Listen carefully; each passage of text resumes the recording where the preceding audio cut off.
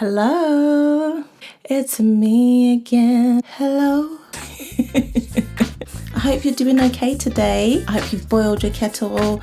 I hope you've made your tea or your coffee or your beverage of choice and you're sitting down and you're ready to talk or listen or both, whatever. I have a lot on my mind today, but before I go into any long rants, I did actually have another question from last week. A friend on Instagram had asked me, do you drink tea in the summer? Yes. It probably doesn't make any sense, but I am one of these people who will sit with a hot cup of tea in front of a fan. I probably don't drink it as much in the summertime as I do normally, but yeah, I do. So yeah, last week was an eventful one for us Brits because our dear friend Boris Boza, he said that we're all going to be free on the 21st of June. Free from prison, you know, all of us at once. It's been great watching people's posts talking about everything they're going to do when they're free.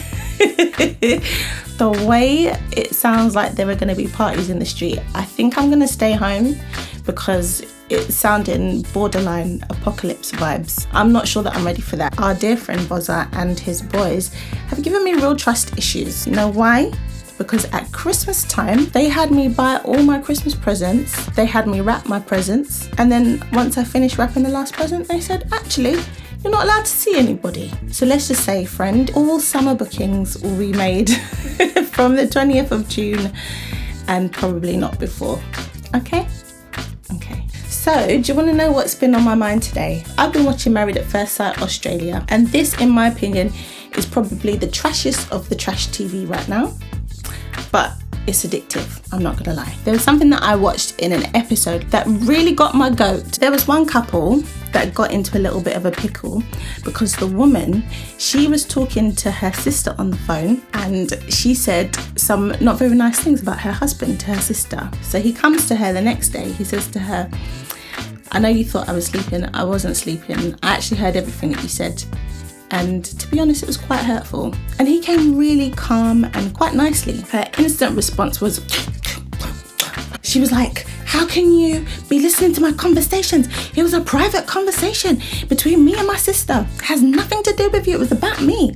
So he says, I heard my name. In my mind, if you've said something to your sister and he's heard his name, it's not just about you, it's also about him. Anyway, after all of this kerfuffle, and she's told everybody about how stressed she is about this and how her trust is broken and all of this kind of stuff. I thought to myself, didn't you just do the same thing? You're doing something that's not trustworthy. When you're pulled up about it, you then point it back to him and tell him why he's wrong, without ever looking at the fact that actually he came to you and had a real genuine upset that you have not acknowledged or apologise for. You know what? I'm not even gonna lie, I felt a little bit triggered because that's happened to me before. I came to somebody with something that upset me. The first thing that they did was tell me what they thought I did wrong. When they told me that that was their problem, I decided to listen and I actually said, I'm sorry, because I didn't mean to make you feel that way. And then following that, they proceeded to walk away with my apology, without acknowledging the fact that this conversation started because I was hurt by something that you did. I think that those are some of the things that damage our friendships. We have the opportunity to just listen to somebody and acknowledge that we've done something wrong and potentially make it right.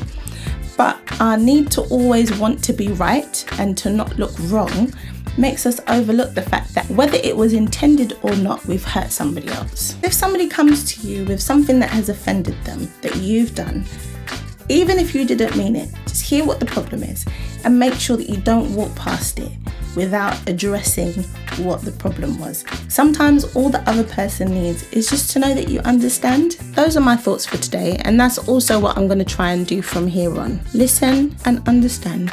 Well, I think I've said more than enough for today, so I think I'm going to bounce. I've got some masks on the table that I need to sew. But as usual, I say just make sure that sometime today or this week that you pop over to the Tula Leanne website, have a look at some of the products, have a look at some of the blogs, have a look at some of the videos. If this is the first video that you're watching, then you've got a little bit to catch up on, babes. So it's me, Tula, signing out from another episode of Sipping Tea with Tula. Have a lovely day.